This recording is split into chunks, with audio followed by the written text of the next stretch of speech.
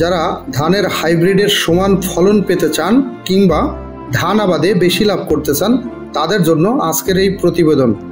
ধানটি যদি তীব্র ঝড় বৃষ্টিতেও খাড়া থাকে, অন্যান্য ধানের সাথেই কাটা মাড়াই করা যায়, ভাত যদি হয় ঝরঝরে ও খেতে সুস্বাদু, আবার চিকন ধান তাই বাজার মূল্য বেশি। কি ভাবছেন জাতটির নাম শুনতে খুব ইচ্ছে করছে? তাদের জন্য বলছি, জাতটির নাম বৃধান 108। বৃধান 108 প্রতি হেক্টরে প্রায় 10 মেট্রিক টন ফলন দিতে সক্ষম। যদি 33% 1 বিঘার ফলন হিসেব করা যায় তাহলে তার পরিমাণ দাঁড়াচ্ছে প্রায় 34 মণ। এটি গল্প নয়, সত্যি। চলতি মৌসুমে যশোরের হরিণার বিলে কৃষক শাহ আলম সহ বেশ কয়েকজন ভাগ্যবান চাষি এই জাতটি আবাদ করার সুযোগ পেয়েছিলেন। বাংলাদেশ ধান গবেষণা ইনস্টিটিউট ব্রির তত্ত্বাবধানে তারা এই সুযোগ পেয়ে বাজিমাত করে দিয়েছেন। ব্রির ঊর্ধ্বতন বৈজ্ঞানিক কর্মকর্তা ডক্টর ASM মাসুদুজ্জামানের দীর্ঘ 12 বছরের চেষ্টার ফল এই জাতটি। তিনি গবেষণা করেছেন নানাবিধ বিষয় নিয়ে, যাতে কৃষকরা একটি জাতের মধ্যে কাঙ্ক্ষিত সব গুণাগুণ পায় যা অন্য কোনো জাতের মধ্যে নেই। দেশের বিদ্যমান জাতগুলো কোনোটি পূর্ণাঙ্গ রোগ প্রতিরোধী নয়। বৃধান 108-এ রয়েছে BLB এবং ব্লাস্টের মতো অত্যন্ত ক্ষতিকর রোগবালাই প্রতিরোধী ক্ষমতা, যার ফলে চলতি মৌসুমে কৃষকের ছত্রাকনাশক স্প্রে খরচ অনেকটাই সাশ্রয় হয়েছে। ইনশাল্লাহ আমরা যেটা দেখেছি রোগবালাই হবে না। আমরা গাছটাকে এমন ভাবে সুষম ভাবে গাছটা তৈরি করেছি, গাছটা খুবই শক্ত, আরো সবুজ, এবং তার মধ্যে রোগ প্রতিরোধ ক্ষমতা খুবই বেশি। কেন কোনো রোগ বালাই হবে না। কোনো কীটনাশক, আপনার বিশেষ করে ছত্রাকনাশক, এই ব্লাস্ট দমনের জন্য ওষুধ প্রয়োগ এই জাতের মধ্যে সেটা প্রয়োজন হবে না। সুতরাং কৃষক লাভবান হবে, কৃষক বাজার মূল্য পাবে, তারপর কীটনাশক প্রয়োগ করতে হবে না, তারপরে তার মধ্যে রোগ বালাই কম, সুতরাং কোনো ছত্রাকনাশক প্রয়োগ করতে হবে না।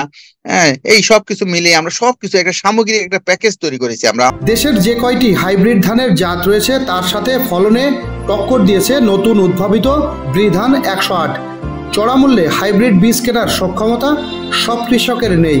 তাছাড়া হাইব্রিড ধানের ভাত সবসময় খাওয়ার উপযোগী হয় না, সেই সমস্যার সম্পূর্ণ সমাধান এনেছে বৃধান 108। প্রতিটা গাছনিতে আপনার 280 থেকে 300টা ধান থাকতেছে ছড়ায়। এত ধান অন্য কোনো ভ্যারাইটিতে আমাদের নাই, ইভেন হাইব্রিডও নাই। সুতরাং সেই জন্য আমরা বলতেছি যে এটা কোনো ক্ষেত্রে হাইব্রিড থেকেও বেশি ফলন দিচ্ছে। সুতরাং এটা একটা হাইব্রিডের জন্য একটা চ্যালেঞ্জ। এবং সাধারণ কৃষক, আমাদের অনেক কৃষকই হাইব্রিডের বীজ কিনতে পারেন না, দাম বেশি। সুতরাং সাধারণ কৃষকদের জন্য আমাদের একটা মেসেজ হলো, আপনারা বৃধান 108 চাষ করুন, আপনারা লাভবান হন। এর ফলন যেমনি হাইব্রিডের মতো, তেমনি চিকন চালের ভাত ঝরঝরে ও খেতে সুস্বাদু। এই হাইব্রিডের সাথে কল্পনা করে আমি বলেছি, আমাদের দেশে বিভিন্ন দেশে যে হাইব্রিড গুলো আসতেছে, বিদেশ থেকে, চায়না থেকে আসছে, ইন্ডিয়া, এগুলা কিন্তু আমাদের দেশের উপযোগী না।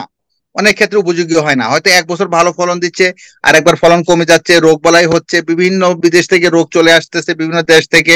কিন্তু এটা আমরা আমাদের দেশে বসে আমাদের মতো করে আমরা গবেষণা করে কৃষকদের সাথে আলোচনা করে আমরা এই ভ্যারাইটিটা করেছি। কৃষকদের মাসে আমরা বছরের বছর আমরা এটা প্রদর্শনী করেছি, তাদের মতামত নিয়েছি, এবং সেটা করে আমরা ওভার কনফিডেন্ট যে এটার মধ্যে কোনো রোগ বালাই হচ্ছে না। আজকাল বিভিন্ন ইন্ডিয়ান জাত, আমরা যেটা বলি খাটো, মিনি কিট, জিরা, বিভিন্ন জিনিস কৃষক কেন আকর্ষিত হচ্ছে। এগুলোর মাধ্যমে বিভিন্ন রোগ বালাই চলে আসছে। এগুলো ফলন খুবই কম, গাছগুলা খুবই দুর্বল, কিন্তু সবসময় ভালো করে না, অনেক রোগ বালাই চলে আসে। সুতরাং আমরা আমাদের দেশে বসে আমাদের মতো করে আমরা কৃষকদের কথা চিন্তা করে আমরা এই জাতটা করেছি, যাতে কৃষক লাভবান হয়। জলবায়ু পরিবর্তন জনিত প্রভাবে ফলন বিপর্যয় ও অব্যাহত খাদ্য চাহিদা পূরণে এক বড় ধরনের চ্যালেঞ্জ সৃষ্টি করেছে। সেই চ্যালেঞ্জ মোকাবেলায় এই জাতটি অত্যন্ত গুরুত্বপূর্ণ ভূমিকা রাখবে বলে আশা করছেন ধান বিজ্ঞানীরা। দরকার, আমাদের লোক সংখ্যা বেড়ে যাচ্ছে, আমাদের কৃষকদের বিভিন্ন উৎপাদন খরচ বেশি বেড়ে যাচ্ছে, সারের দাম বাড়ছে, কীটনাশকের দাম বাড়ছে, পানির খরচ বাড়ছে। সুতরাং ফলন না বাড়ালে তো কৃষক লাভবান হবে না। সুতরাং আমাদের এই জাতটি করার জন্য তার পানির পরিমাণ, তারপরে তার যত্ন, তার জমি চাষ সবই সমান, এখানে কোনো খরচ বাড়বে না।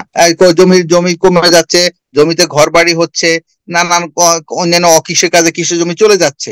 সুতরাং ফলন বাড়ানো ছাড়া তো আর কোনো, আমাদের মতো এত ঘনবসতি দেশে ফলন বাড়ানো ছাড়া কোনো বিকল্প নাই, ফলনটা বাড়াইতে হবে আমাদের। সুতরাং এইটাকে আমরা এইটাকে ফলন বাড়ানোর যে কথা করছি, ফলন বাড়লেই আমাদের কৃষক লাভবান হবেন। প্রোটিনের পরিমাণ এটা তো খুবই বেশি, এটা প্রোটিনের পরে অন্যান্য ধানে সাধারণত 7% থাকে, এটাতে প্রোটিনের পরিমাণ হলো 8.8%, প্রায় 9%-এর কাছাকাছি প্রোটিন। আমাদের দেশে মানুষের প্রোটিনের চাহিদা পূরণ হবে। আমাদের দেশের মানুষ অনেক সময়, সাধারণ মানুষ অনেক সময় পর্যাপ্ত পরিমাণে মাছ মাংস খেতে পারে না, কিন্তু আমাদের এই জাতটার মধ্যে প্রোটিনের পরিমাণ খুবই বেশি।